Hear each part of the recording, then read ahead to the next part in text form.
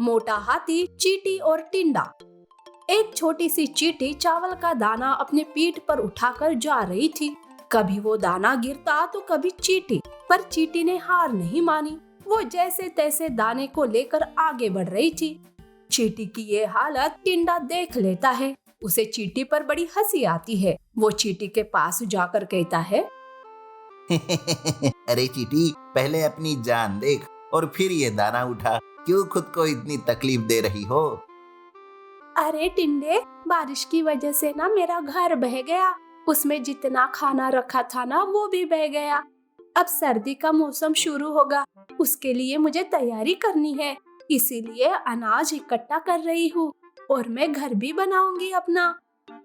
हैं? अरे बाप रे, इतनी सी जान पर कितनी बड़ी मुसीबत आ गई। अरे मुझे देख, मैं तो मस्त जीता हूँ, खाता हूँ, नाचता हूँ, बस आराम ही आराम है जिंदगी में। तू भी मेरे जैसे रहे मस्त मौला। ना बाबा, ऐसे रहना मुझे पसंद नहीं। और हाँ, तुम भी ना अपना इंतजाम कर लो, नहीं तो बड़ी मुश्किल आ जाएगी।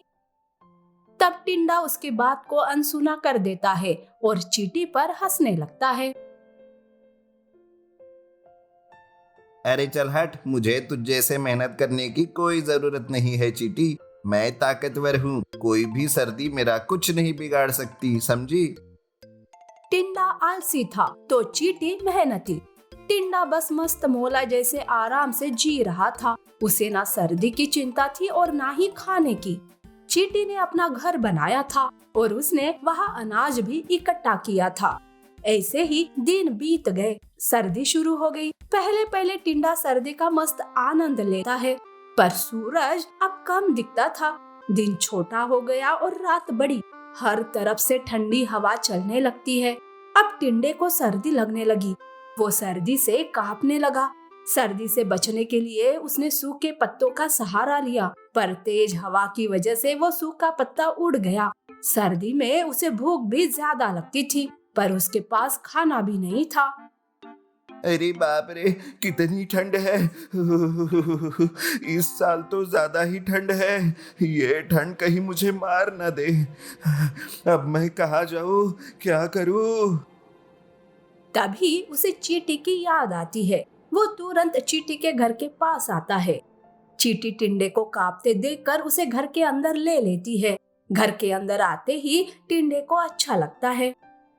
धन्यवाद चीटी, मेरे कुछ कहने से पहले ही तुमने मुझे सहारा दे दिया। अरे इसीलिए तो तुझे पहले ही कहा था कि तैयार हो जाओ, पर मेरी एक नहीं सुनी। पर अभी अगले साल के लिए पहले से ही तैयार रहना, ठीक है ना? चींटी कुछ पत्ते टिंडे को खाने के लिए देती है। टिंडा पत्ते खाकर सोचता है, अरे वाह, इस चीटी ने तो बढ़िया घर बनाया है और खाना भी इसके पास खूब सारा है। मेरे सर्दी के दिन यहाँ तो आराम से गुजर जाएंगे, पर इस घर से बाहर ये चीटी जाएगी, मैं नहीं, और ये घर मेरा होगा। टिंडा लालच में आकर चींटी पर ही हमला करता है। अरे अरे टिंडे, क्या कर रहे हो? मुझे क्यों मार रहे हो? सुन चीटी, चल घर से बाहर निकल जा, नहीं तो ऐसे ही मार मार कर तेरी जान ले लूंगा मैं। चली जा यहाँ से। बेचारी चींटी टिंडे की मार से बचने के लिए घर के बाहर आती है और चींटी के घर पर टिंडा कब्जा कर लेता है। बेचारी चींटी अपने ही घर से बेघर होकर इधर उधर सर्दी में भटक रही थी। ठंड में वो रात गुजारती है। दूसरे दिन चींटी को दूसरी चींटी मिलती है और वो कहती है, उस लालची टिंडे को अपने घर में पनाह देकर तुमने अपने ही पैर पर कुल्हाड़ी मार दी बहन। वो दोनों बातें कर ही रहे थे कि एक मोटे हाथी के आने की आवाज आती है। उसकी दौड़ से धरती कपकपा रही थी। अरे बहन, ये आवाज तो उस मोटे हाथी की है। आवाज से लग रहा है कि वो गुस्से से पागल हो गया है। अब तो अपने पैरों तले वो सब कुचल देगा। वो टिंडा भी इस मोटे हाथी के पैरों से कुचल जाएगा। ये सुनकर चींटी को टिंडे के लिए चिंता होने लगती है। वो तुरंत घर के पास आती है। टिंडे टिंडे, जल्दी से घर के बाहर आ। एक पागल मोटा हाथी इसी ओर दौड़ता हुआ आ रहा है। जल्दी से बाहर आ, तेरी जान को खतरा है। अरे जा जा, मैं तेरे इस प्लान में नहीं फंसने वाला। चल चली जा यहाँ से, कल की मार भूल गई क्या तू? टिंडा चींटी की बात नहीं सुनता है और वो सो जाता है। मोटा हाथी पास आ रहा था, तब चींटी बाकी चींटियों के पास जाती है और टिंडे की मदद के लिए कहती है, टिंडे का स्वभाव कैसा भी हो, पर हम उसके जैसे तो नहीं है ना। हमें इंसानियत दिखाते हुए उसे बचाना होगा। सुनो चींटियों, मेरी मदद करो। तब सारी चींटियां घर के अंदर घुस जाती है, एक साथ उस टिंडे को उठाती है और घर के बाहर लाती है। इसी बीच मोटा हाथी भागते हुए आकर घर को कुचल देता है। मिट्टी का घर टूट जाता है, पर टिंडे की जान बच जाती है। सर्दी की वजह से वह जाग जाता है। देख टिंडे, आज फिर से चींटी ने तेरी जान बचाई, नहीं तो तेरी खैर नहीं थी। सारी बात टिंडे को समझ आती है, उसे पछतावा होता है और वो चींटी से माफी मांगता है।